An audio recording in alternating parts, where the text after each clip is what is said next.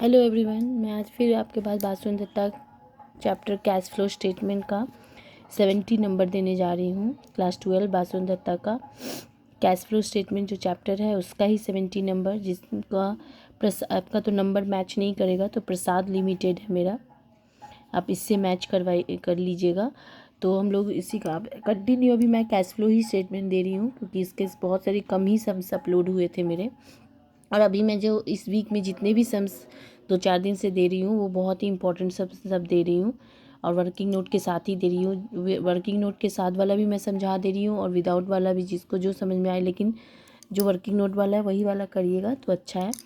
तो चलिए हम लोग करते हैं। और हाँ, जिस तरह से मैं हर बार बोलती हूँ कि कोई भी कॉन्सेप्ट या बेसिक किसी चैप्टर का समझने के लिए आपको पार्ट 1 वीडियो देखना होगा, इसी तरीके से इसमें भी वैसे ही कैश फ्लो स्टेटमेंट का आप पार्ट 1 वीडियो देख के कॉन्सेप्ट बेसिक समझिए और करिए। और देखिए यहाँ पे जो बोला है कि आपको कैश फ्लो स्टेटमेंट प्रिपेयर करना है, इसका मतलब आपको तीनों पार्ट करना पड़ेगा, मतलब operating, financing and operating, investing and financing, तीनों पार्ट ही। तो वो वैसे ही अगर आपको सिर्फ ऑपरेटिंग बोलता तो सिर्फ आप ऑपरेटिंग ही करते, बट इसमें ये बोलने का मतलब है कि तीनों करना पड़ेगा। और तीनों के लिए जो रूल्स सब है मैं कंटिन्यू हर वीडियो में अभी समझा रही हूँ। और वैसे और अच्छे से जानना है तो पार्ट 1 वीडियो देखिए। ऑपरेटिंग के लिए आपको करेंट एसेट, करेंट लायबिलिटी, और जो कि मैं बताई हूँ कि करेंट एसेट जैसे बढ़ेगा तो याद रखिएगा बढ़ने से लेस होगा, और ठीक उसका अपोजिट सबका करते जाइएगा। करेंट एसेट फिर घटेगा तो ऐड बढ़ेगा तो लेस, और कम होगा तो ऐड। उसी तरीके से ठीक उसका उल्टा लायबिलिटी, करेंट लायबिलिटी। और इन्वेस्टिंग में आपका फिक्स एसेट होता है, जैसे मशीनरी, बिल्डिंग, ये। और करेंट एसेट में क्या क्या सब है, स्टॉक, डेटर्स, ये सब। बैंक मत लीजिएगा, सबसे लास्ट होगा स्टॉक, डेटर भी सर। इसका अगर आपको लिस्ट चाहिए तो पार्ट 1 वीडियो देखिए, नहीं तो और अच्छे से जानना चाहिए कि करेंट एसेट क्या होता है तो आप क्लास 11 का वीडियो देखिए, जनरल वाला।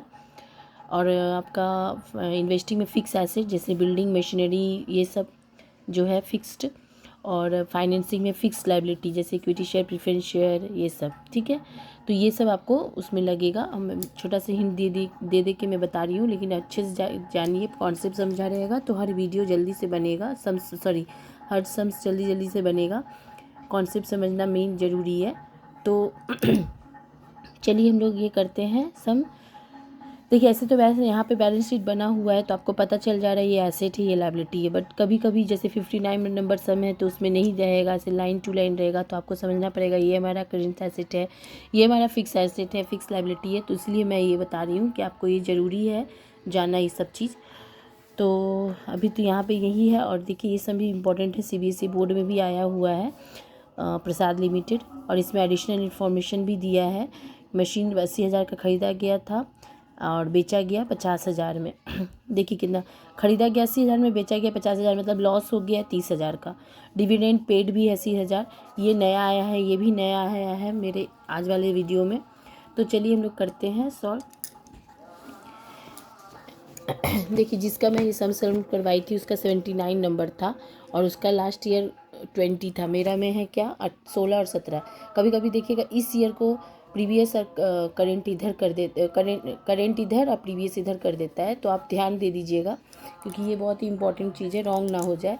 तो मेरा जैसे 16-17 है तो आपका 19-20 हो, ऐसा देख लीजिएगा आपका होगा, क्योंकि ओल्ड एडिशन का बुक है इसी वजह से। तो चलिए हम लोग करते हैं। देखिए सबसे पहले कैश फ्लो स्टेटमेंट जो प्री करेंट ईयर होगा, मतलब लास्ट जो ईयर होगा वही डेट दीजिएगा। जैसे मेरा यहाँ पे होगा 17, यहाँ 20 नहीं 17 होगा मेरा जो है पर्टिकुलर्स, जैसे करके ये फॉर्मेट बनेगा। यहाँ जो क्रॉस किया हुआ इससे मत समझिएगा कि रॉन्ग है, बाई मिस्टेकली हुआ है। Cash flow from operating activities पहला हेडिंग है। Net profit as per profit and loss account. Working note मैंने खोला इसलिए मैं यहाँ पर नोट लिख दी हूँ। वर्किंग नोट खोलिए क्योंकि इसमें बहुत कुछ है, लॉस है, डिविडेंड पेड है, इतना सारे सब कुछ रहेगा, तो आपका खोलना अच्छा है, क्योंकि नहीं तो यहाँ पे करिएगा तो रॉन्ग होने का चांस रहता है। तो देखिए मैंने एक वर्किंग नोट खोला। Working note number 1 profit and loss के लिए, नेट प्रॉफिट निकालने के लिए, डेबिट क्रेडिट टी फॉर्मेट में भी आप कर सकते हो। तो सबसे पहले बाई बैलेंस BD क्या है देखिए, PL है। PL का जो लास्ट ईयर जो मतलब प्रीवियस ईयर है वो 1,70,000 है, और करेंट ईयर 1,20,000 है। तो जो आपका लास्ट ईयर है प्रीवियस ईयर वो 1,70,000 BD में, और यहाँ CD में करेंट ईयर जो अभी का नया है जो 1,20,000। ठीक है, ये वाला बिठाइएगा बैलेंस। अब देखिए यहाँ पे क्या क्या सब है। जनरल रिजर्व से देखिए, पहले सबसे जनरल, हर सब में मैंने वर्किंग नोट में जनरल रिजर्व, वर्किंग नोट में टी फॉर्मेट में जो पीएल का डेबिट लेती थी। क्यों? क्योंकि इससे बढ़ जाता था। आज वाले में 70 से 50 हो गया, मतलब कम हो गया लायबिलिटी, तो कम हो गया तो यहाँ, ठीक है। और जैसे कि मैंने ये रूल बताया है, करेंट एसेट अगर इंक्रीज़ हो तो लेस, डिक्रीज़ हो तो ऐड। ठीक उसी तरह से करेंट लायबिलिटी डिक्रीज़ हो तो ऐड, सॉरी डिक्रीज़ हो तो लेस, और इंक्रीज़ हो तो ऐड। यही रूल आपको सब में करना है, करेंट एसेट में भी, मतलब आपका ऑपरेटिंग में भी, प्लस यही रूल आपका जाएगा इन्वेस्टिंग में भी, और यही रूल जाएगा फाइनेंसिंग में भी। और फाइनेंसिंग में क्या है कि फिक्स एसेट रखता है, और इन्वेस्टिंग में फिक्स एसेट, और फाइनेंसिंग में आपका फिक्स लायबिलिटी, ठीक है। यही रूल लेके चलना है। और यहाँ पे आपका लायबिलिटी जैसे कम हो गया है तो आपका क्या होगा, क्रेडिट होगा, अब बढ़ने से आपका डेबिट होता है। तो मैं तो कंटिन्यू अभी दे रही हूँ, समय आपको समझ में आ जाएगा, ठीक है। तो चलिए यही रूल यहाँ भी फॉलो हो रहा है। तो चलिए अब देखिए क्या है। जनरल रिजर्व तो मैं ले ली, जनरल रिजर्व में क्या है, 70,000 था, 50,000 हो गया, कितने का डिफरेंस है, 20,000 कम हो गया है, रिड्यूस हो गया है, इसी वजह से ये क्रेडिट हो गया। और आपका वैसे भी ये लायबिलिटी होता है, कम होने से, लायबिलिटी कम होने से क्या होता है, लेस, तो इसीलिए क्रेडिट हुआ है, ठीक है। लेज़र में मतलब आपका वर्किंग नोट में, ठीक है। तो इसीलिए क्रेडिट हुआ, 20,000 का यहाँ हो गया। चलिए अब आ जाइए, ये मैं ले ली, देखिए पीएल जनरल रिजर्व।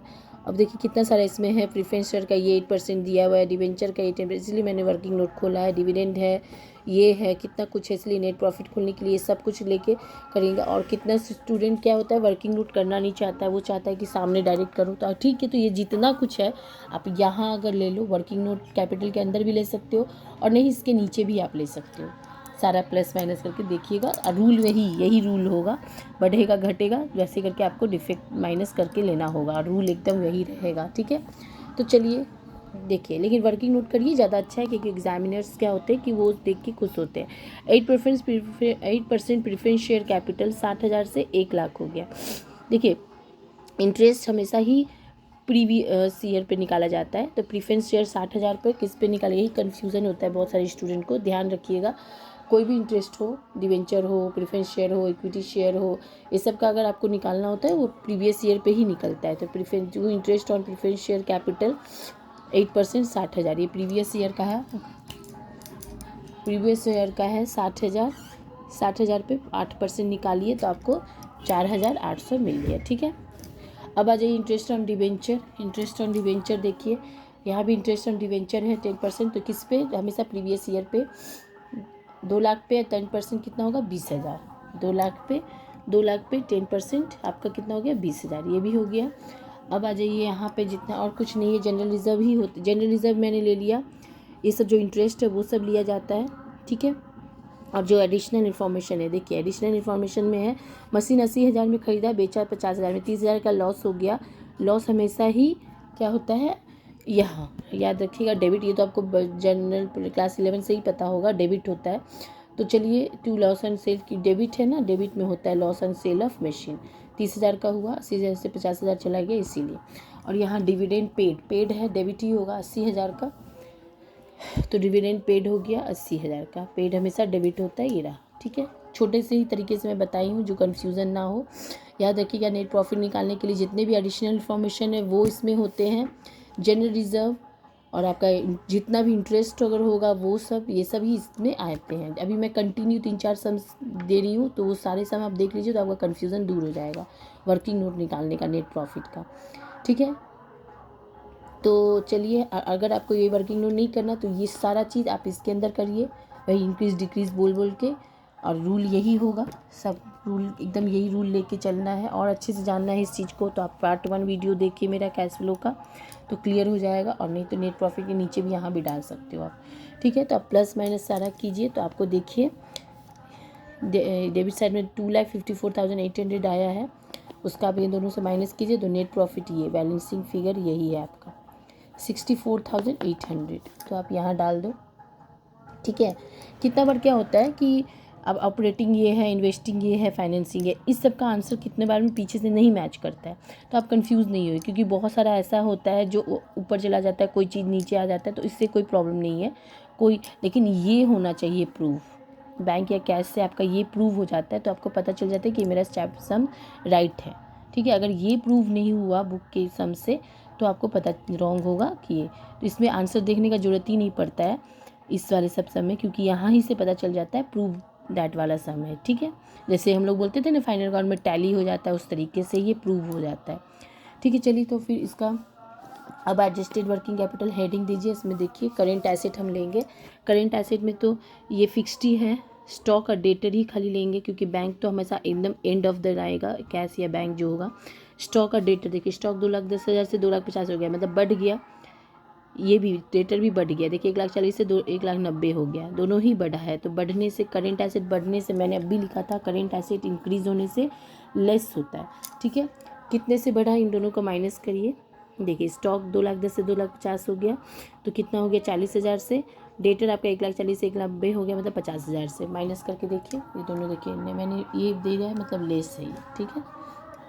फिर भी मैं यहाँ लिख दे रही हूँ लेस, क्योंकि बढ़ने से करेंट एसेट हमेशा ही लेस होता है। तो चलिए अब प्लस माइनस सब करिए, इतना आया 25,200, वो भी नेगेटिव फिगर में आएगा। Net cash flow from operating activities ये निकल गया। बी हेडिंग दीजिए cash flow from investing activities. Investing activities में आपको मैंने बताया ही था कि परचेस का मतलब एसेट अगर इस ईयर से उस नया ईयर में बढ़ जाता है तो वो रूल तो यही है, बढ़ने से एसेट बढ़ने से क्या होता है, लेस होता है, ठीक है। तो यहाँ ये जैसे यहाँ हम लोग डिक्रीज लिखते हैं, यहाँ वो नहीं लिखते हैं, हम लोग परचेस या सेल लिखते हैं। परचेस मतलब बढ़ना, सेल का मतलब घटना, ठीक है। तो चलिए देखिए यहाँ पे फिक्स एसेट आपका 60,000 से 6 लाख से 8 लाख हो गया, मतलब 2 लाख से आप ये किए हैं, बढ़ा है, ठीक है। 2 लाख बढ़ा है तो मतलब बढ़ने का मतलब परचेस हुआ, परचेस कितने डिफरेंस कितना है, 2 लाख से बढ़ा है, तो ये 2 लाख। और ये देखिए आप और एक मशीन खरीदे थे 80,000, ये 2 लाख और ये 80,000, 2,80,000 का टोटल, और नीचे एडिशनल जो था 80,000 का खरीदे थे आप, 2,80,000 का परचेस ऑफ फिक्स एसेट हुआ। अब परचेस हमेशा ही लेस होता है, क्योंकि परचेस का मतलब बढ़ना, बढ़ने का मतलब एसेट, करेंट एसेट हो या फिक्स एसेट हो, रूल यही है, बढ़ने से लेस होगा, देखिए लेस हुआ, ठीक है। सेल ऑफ फिक्स एसेट का मतलब घटना, देखिए अब यहाँ क्या ही घटा है, एक चीज़ देखिए, ये देखिए सोल्ड, यहाँ देखिए सोल्ड लिखा हुआ है 30,000 का, तो आपको सोल्ड ऐसे समझना ही नहीं पड़ेगा, यहाँ सोल्ड का मतलब सेल ही होता है और सेल का मतलब ऐड होगा। ये देखिए मैंने यहाँ पे सेल ऑफ फिक्स एसेट 50,000 लिख दिया, ये ऐड हुआ क्योंकि परचेस लेस होता है, इंक्रीज़ होता है परचेस, इसीलिए ये लेस होता है, यहाँ देखिए। और आपका सेल बेच दिया तो डिक्रीज़ हुआ, जो कि ऐड होता है, रूल यही है, ठीक है। तो यहाँ पे मैं लिख देती हूँ, परचेस का मतलब इंक्रीज़ और इंक्रीज़ का मतलब लेस, और सेल का मतलब डिक्रीज़, उसका मतलब आपका ऐड, ठीक है। ये सब रूल आपका पार्ट 1 में लिखा हुआ है, मैं फिर भी बार बार देती हूँ क्योंकि बहुत सारे स्टूडेंट को पार्ट 1 देखने में प्रॉब्लम हो रहा है, कितनों को नहीं मिलता है, इसी वजह से मैं यहाँ लिख दे रही हूँ छोटा सा, लेकिन और अच्छे से जानने के लिए अब देखिए, ठीक है। तो ये हो गया 50,000, और तो कुछ है नहीं, देखिए फिक्स एसेट में और कुछ भी नहीं है, ख़त्म। फिक्स एसेट एक ही था, स्टॉक और डेटर तो आपका करेंट एसेट था, जो कि ऑपरेटिंग में ले लिए, ये बस, और कुछ था ही नहीं। अब इसको प्लस माइनस देखिए, यहाँ से 2,80,000 से 50,000 गया, 2,30,000 नेगेटिव में ही आएगा।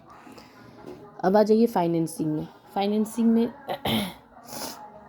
सबसे पहले तो देखिए इक्विटी शेयर कैपिटल है 5 लाख से 8,50,000, मतलब बढ़ा है, ये तो बढ़ा है कितने से, डिफरेंस करिए 3,50,000 से, तो बढ़ने से इशू कहलाता है, ठीक है, ठीक है। और घटने से रिडेम्पशन होता है, और रिडेम्पशन घटना मतलब लेस, और बढ़ना इशू मतलब ऐड, ठीक है। तो देखिए बढ़ने से ही यहाँ पे मैंने बताया है, देखिए लायबिलिटी बढ़ने से ऐड होता है, ठीक है, मतलब इशू किस में, आपका फाइनेंसिंग में, ठीक है। यही रूल है, खाली नाम आपको ये देना है, इशू और रिडेम्पशन। यहाँ परचेस एंड सेल, और यहाँ तो इंक्रीज डिक्रीज, ठीक है। इशू ऑफ इक्विटी शेयर बढ़ा है 3,50,000 से, इसलिए ऐड हुआ। अब आ जाइए, ये हो गया प्रेफरेंस शेयर कैपिटल 60,000 से 1 लाख, ये भी बढ़ा है, जितने से बढ़ा है माइनस करिए 40,000 से, तो इशू ये भी होगा, issue of preferential capital add ही होगा क्योंकि बढ़ा है 40,000। करेंट लाइबिलिटी बढ़ने से ऐड ही होता है, मतलब करेंट लाइबिलिटी क्या, लाइबिलिटी भी, फिक्स है लाइबिलिटी भी, फिक्स एसेट भी, सेम ही रूल है सबका, खाली नाम सब चेंज है, नाम देना होगा सब में। इसमें प्रेफरेंशियल कैपिटल 40,000 ये हो गया। अब आ जाइए क्या है, डिवेंचर। डिवेंचर देखिए 2 लाख से 1 लाख से कम हो गया, कम हो गया मतलब रिडेम्पशन हो गया, मतलब आपका माइनस का होगा, ये कटा हुआ नहीं है, ध्यान रखिएगा। रिडेम्पशन ऑफ डिवेंचर 20,000 से माइनस करिए तो 20,000 से आपका, ठीक है, 2 लाख से 1 लाख से 20,000 का डिफरेंस है, 20,000 का रिडेम्पशन हुआ, ठीक है, लेस होगा क्योंकि ये घटा है, ठीक है, मैं यहाँ लिख देती हूँ।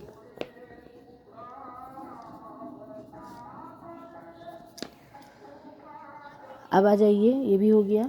अब आ जाइए जितने भी आपके वर्किंग नोट में थे और जो भी इंटरेस्ट था सब लेना पड़ेगा क्योंकि ये सब एडिशनल का हो गया तो 2 बार होगा ही। डिविडेंड पेड है, डिविडेंड पेड आपका देखिए यहाँ पे था, एक बार आपने वर्किंग नोट में नेट प्रॉफिट के लिए लिया था 80,000, ठीक है, तो ये हम लोगों ने यहाँ ले लिया। देखिए और 25 जो मैं अभी यहाँ पे बताई हूँ इसका मैंने वर्किंग नोट भी खोला था, अगर आपको वर्किंग नोट के हिसाब से करना है तो वो भी कर सकते हो, नहीं तो यहाँ डायरेक्ट भी कर सकते हो।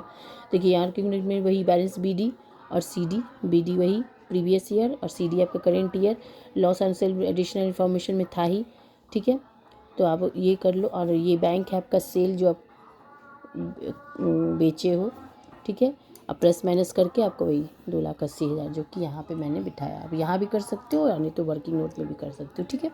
अच्छा हम लोग कहाँ थे, डिविडेंड पेड में। डिविडेंड पेड आपका कितना था, 80,000 का, तो डिविडेंड पेड जो भी पेड हो ये सब क्या होगा आपका, लेस ही होगा। ये सब आप ज़्यादा आपको ये चीज़ समझना है तो आप प्लीज़ 59 नंबर और पार्ट 1 वीडियो देखिए, अच्छे से समझाया हुआ है। डिविडेंड पेड 80,000 हो गया। इंटरेस्ट जितने भी इंटरेस्ट थे, अब इंटरेस्ट कितने कितने करके निकले थे हमारे प्रीफरेंस शेयर 8% जो इंटरेस्ट में निकाली थी, ये देखिए 4,800, 60,000 पे इंटू 8%, ठीक है, वही 4,800 आप यहाँ भी करिएगा। जितना भी पेड इंटरेस्ट ये सभी लेस होता है, मैं बताई हुई थी ये सब। 4,800 आपका ये हुआ। डिवेंचर में भी वैसे ही, जितना आपका कितना निकला था डिवेंचर में 20,000, 2 लाख पे 10% 20,000, वो भी आप ले लिए। Interest on preference share capital 20,000, ठीक है, लेस होगा, सब प्लस माइनस करिए तो कितना होगा, 2,65,200। ये सब आपको एडिशनल इन्फॉर्मेशन है, 2 जगह लेना ही पड़ेगा, ठीक है। और देखिए हम लोगों ने ये भी 2 जगह ही लिया है, तो इसी तरह केस है।